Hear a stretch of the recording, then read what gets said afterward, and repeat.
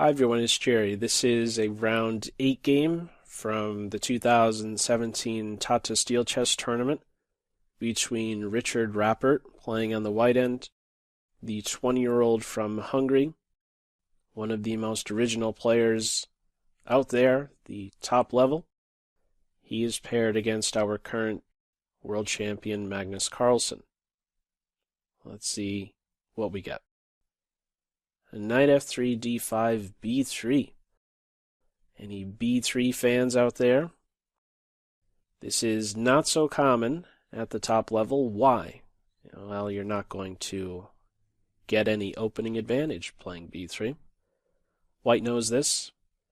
White is looking for something non-theoretical. Black is fine with that. Both players, I think, are happy with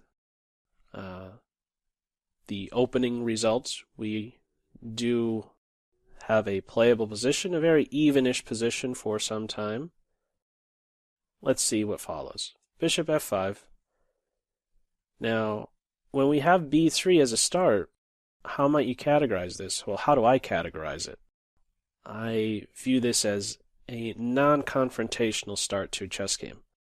There's no direct punches being thrown, let's say, in the center. No pawn tension in the center just yet.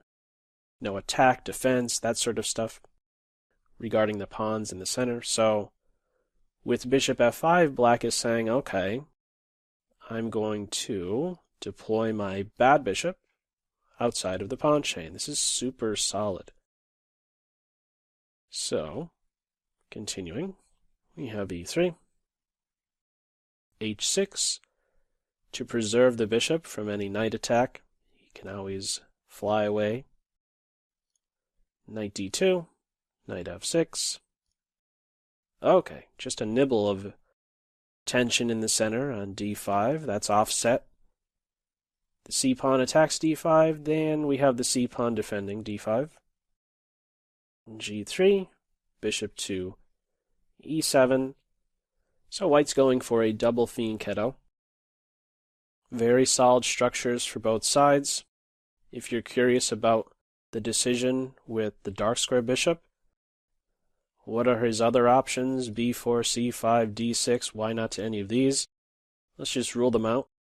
b4, he gets kicked. c5, he's more accessible, potentially being kicked with a3, b4. Can also have, the c-file open up and the bishop can be struck at. He's a bit more accessible on c5. And the last square, why not, let's say, d6? Well, maybe many of you can relate to this.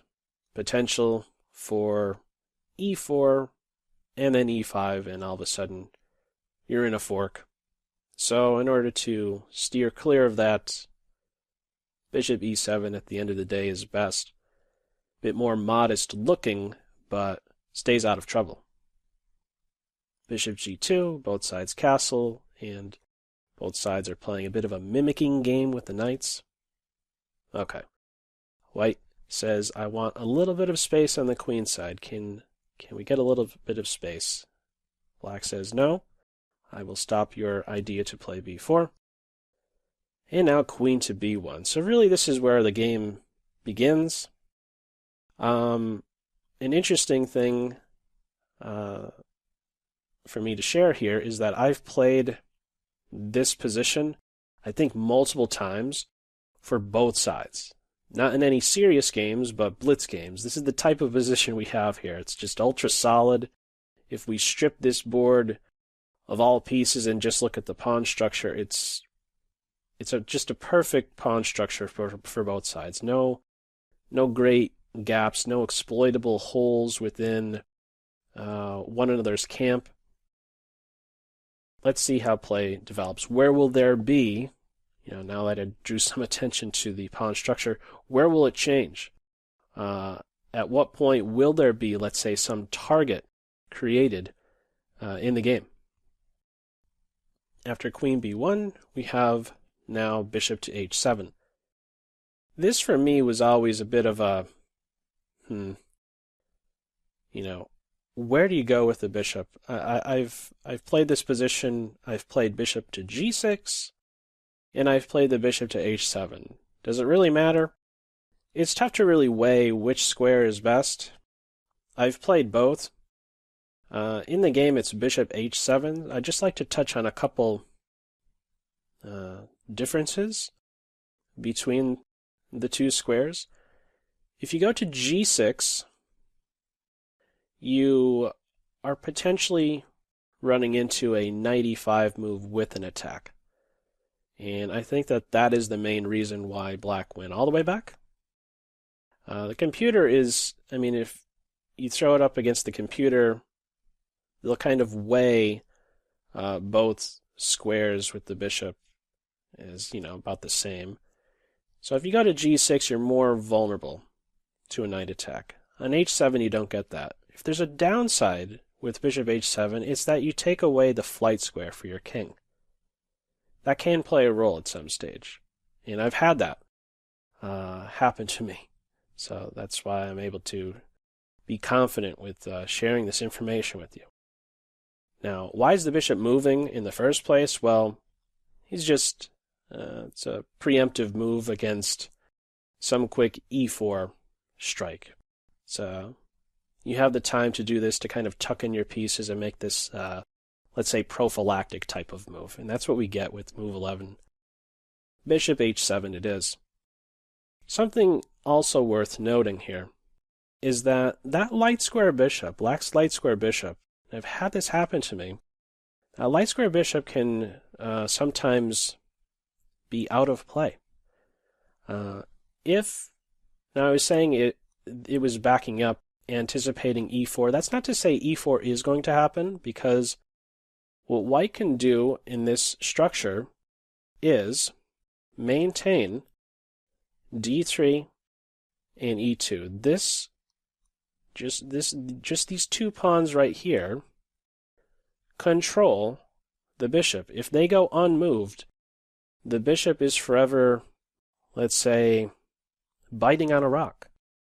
And he's a kingside specific piece. He's not really having a great influence on the queen side. Aside from just staring at this one square d3, which is well supported, he's not really doing too much. Now, if ever e4, he is then brought to life. His presence will be felt. Play continues with b4. White is not budging with these two pawns. b4 on board. Is white losing a pawn? No. A takes, and if bishop takes pawn, that would be bad because of bishop takes f6, winning a piece. So this pawn is poison. Carlsen replies with queen to b6, striking at this pawn now for a second time. So how to defend this? Bishop c3. It's defended twice, but this queen is overloaded and now distracted, deflected. Rook takes rook, queen takes rook. Two attackers, only one defender on b4. Bishop takes, queen takes. Black's up a pawn, but white is on move and now hits the queen and then gets the pawn back. So 18 moves in, and we're just about, I think, maybe like a dozen moves away from the end of this game already. We have a really active rook, a bishop on h7 that is not yet playing. So what should black do here? Well, this next thing is very important. Black needs to change the structure. As it stands right now, with a couple queenside pawns wiped off the board, A-B pawns, they're gone. All of the other pawns, if we have a look at them, where are the targets? Where is there a target within the white pawn structure? Where is a target within the black pawn structure? For black, the only weakness is c6. And that can be targeted. Queen a4, Queen a6. In some way, maybe the rook can also attack c6. It's not long off before white starts to put pressure on c6. Where is the target within white's camp? If there is a soft point in white's camp, it would be e2, the base point. Both e2 and c6 are base points for each side. However, when you look a bit more, if you get a bit more technical about these two vulnerable points for each side, which one is more accessible? The c6 pawn is more accessible than the e2 pawn. It's not so easy, you can't really put pressure on e2. It's quite easy to see how white can put pressure on c6, but not so much the e2 pawn. So because of this, what's important is that black try and change the structure. What black is doing with his next move, e5, is looking to play e4, or, e4 and make a capture and have white recapture, and then all of a sudden that bishop on h7, the one who was biting on a rock, all of a sudden is brought to life. If we have the e-pawns exchanged, that bishop is a monster on h7, striking right at the heart, right at the base of white's pawn structure. So this is what black goes for, looking to change the structure, looking to create a more accessible target in white's camp. e5 it is. d4 is the reply, preparing to meet e4 with knight e5. Black captures. And this is, I guess, the main point in the game for Team White. Spent about 22 minutes on this move, capturing on d4. You could take with the queen, but I believe White saw this best as an opportunity to unmask the fianchettoed bishop. Knight d4, the bishop is now contributing. The knight is getting kicked with c5, and now knight to b3. Not going back here. He is a little bit off to the side on b3, but he is serving a pretty good role. He is now putting pressure on c5. White has some coordination here. The knights are still connected, so too are blacks. If there's one key difference I'm really seeing in this position type, when you do a piece comparison, that white rook on b7 is fully mobilized. He's not just on an open file. He's on the 7th rank. The rook on f8, his counterpart, let's say, he's not yet playing. How does play follow? We have d4, bishop h3, keying in on the d7 knight. d3, this is not considered best. One of the other suggestions by the computer, an alternative is rook to b8, trying to eliminate this active rook. Something like this is called for. That's what the computer likes. What Carlsen tries, however, is d3. Pretty much saying, give me a passed pawn or activate my bishop. If you take the pawn, well, this is now maybe one of the best pieces that black has. A bishop deep in white's position, hitting at a lot of squares, striking at c4, keeping pressure on one of the queenside pawns. This is where there are targets. And you see, because there are still a couple pawns on the queen side, this has an influence on the quality of the pieces. Which ones will have to defend the pawns? Which ones are restricted? What pieces are restricted? Because there are queenside pawns, that has an influence on, again, the quality of these minor pieces and major pieces. We don't have the capture on d3 in this game. White instead looks to still, to a certain degree, work against this light square bishop. Now with that, with this e3 move, black has this passed pawn, but it's tough to get rolling. It's not the knight is one of the best blockaders of a passed pawn, but I don't know how happy a knight is blockading a passed pawn that is just 2 squares away. I think he still is best, but yeah, a bit of a scary pawn on d3. Let's see if black can try and push this pawn through.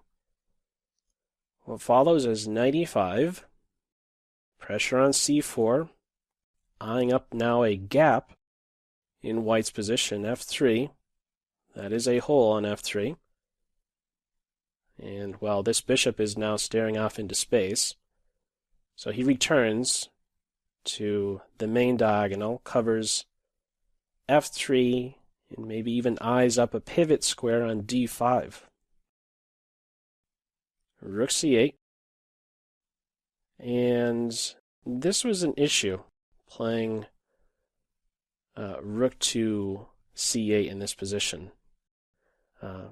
Actually, the decision to play d4 was where there was a shift in the evaluation. Computer is suggesting the knight simply return to d7. Pretty hard move to make after you've just played to e5 and your opponent goes here to go back like this, but yeah. Rook c8 is played, and now we have f4. I didn't mention this yet, but when e3 is played like this, and we have the move, when d3 is played, and then we have e3, that change in the structure, well, what do we have on the king side now? We have a 4 versus 3. A couple moves later, what do we now have? White is pushing the majority, setting that majority into motion, not all of the pawns. When you have this 4 versus 3, it is, you don't just launch all 4 pawns, but rather you'll see the E and F pawns really look to expand, and that's what we have here. Out of nowhere, that F pawn is now pressed forward with the threat. Knight g4, e4, another threat, threatening a fork. And believe it or not, black is already in some serious hot water. How do you deal with e5 throwing a punch at the queen, the knight? Something I was touching on earlier when I was saying where exactly to go with the bishop. Yeah, this e5 move is now looking to hit at the queen and knight. Now, the best move in the computer's eyes is the move that was played in the game. Rook to e8. Preparing to do what? Give up a knight for 2 pawns, and that's what we have. Now, let me just look at something that's maybe more, more human-like to just, at least sidestep this fork idea. Suppose queen e6. What would happen on queen e6? Computer now suggests queen a7, striking at c5, and after knight to e3, there's rook to e7. Look at these white pieces, the queen and the rook, and at some stage there can even be e5, bishop to d5. This is already a big problem for Team Black. This pawn is under control. This knight is really deep in white's position, but there's no other piece around to, help out. There isn't a black queen in this area of the board to try and connect with the knight in any way. There isn't any great coordination. So, yeah, queen to a7 would be a strong reply here.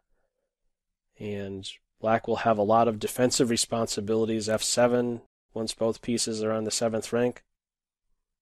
So, black says that pressure would be too much. I am prepared to give up a knight and get 2 pawns, and now look at the e2 square. Maybe strike at the knight, maybe even get down to the 1st rank. Try and dislodge this knight, and I am just 2 squares away from queening here. Maybe can chase this knight away. Let's see what happens. Rook b6. queen to e7, threatening to win the queen. Capturing the rook like this, there would follow queen takes rook, and let's say bishop g6, so that the king now has that flight square. There would be queen takes c5. White is up a full piece here. Well, okay, black has a pawn, but where's the activity? There isn't any. This is pretty much as far as I want to take it. After bishop f1, this is a super solid position for white. A centralized queen, she cannot be dislodged. She's covering a ton of dark squares, all the key dark squares. This pawn is now ready to roll. This passed pawn, he can't even move. He's blockaded, and let's say if black tries to get another knight, or not another knight, but a knight involved with knight g4 now. He's now covered with h5. There's no threat even being thrown at white. These squares, again, are all covered. White could continue to push. Short story here is queen takes rook is met with queen takes rook, and white has no issues. The c5 pawn will fall. White will centralize the queen, and there's no good progress, no good way forward for black to even stir up any trouble, because white would have excellent coordination. So what is tried is queen e7, looking to pick up the queen with the fork. What follows is rook b8. Have to block with the knight, of course. And what would we do as Team White here? What would you do as Team White? If you'd like to, go ahead, pause the video. How would you deal with the threat rook e1, picking up the queen? What move would you play? What move did Richard play for move 31? Okay. Well, white ignored the threat rook e1 and played bishop c6. What in the world is that? Well, this allows the queen to be picked up. Rook e1. White has seen this one through to the end, though. Queen takes rook. Queen takes queen. And now simply knight f1. Blocking the check. And with that move, black resigns. Why? Well, there is the threat to not only give the knight, or excuse me, take the knight and land a fork, but also there's a mate threat involved. Black will be losing the queen back very soon. What do you do here? Bishop g6, rook takes knight, queen takes rook, bishop takes queen. Yeah, white is up 2 minor pieces. There's nothing to do here. If you move the queen wherever, it's just a mate in 1. White is threatening to win the queen or the king with rook takes knight. This is a very powerful idea here for white. So there's nothing good left for black to do but resign. A very slow start, as we saw in this one. You'll notice that bishop on h7. Is it better to have the bishop on g6? If the bishop was on g6 instead of h7, this little tactic, of course you couldn't foresee this sort of thing, but this is the, that earlier decision. Do you go to g6? Do you go to h7? Is it better to have your bishop, let's say, vulnerable to a knight attack being on g6, or are you okay with, having that flight square taken away from your king? Because this type of tactic doesn't work if the bishop is on g6. Anyhow, some interesting points, I think, at least, to take away from this game regarding the structure. It started out slow. Black needed to change the structure in some way to create some target. We did get to see that. Had a d4 move. That turned out to be not such a good plan, and white, as we saw, was able to capitalize on that little mistake by Team Black. and it just kind of snowballed from there. Anyhow, feel free, as usual, to leave any feedback to this video in the comments section below. And as always, I hope you got something out of it. That's all for now. Take care. Bye.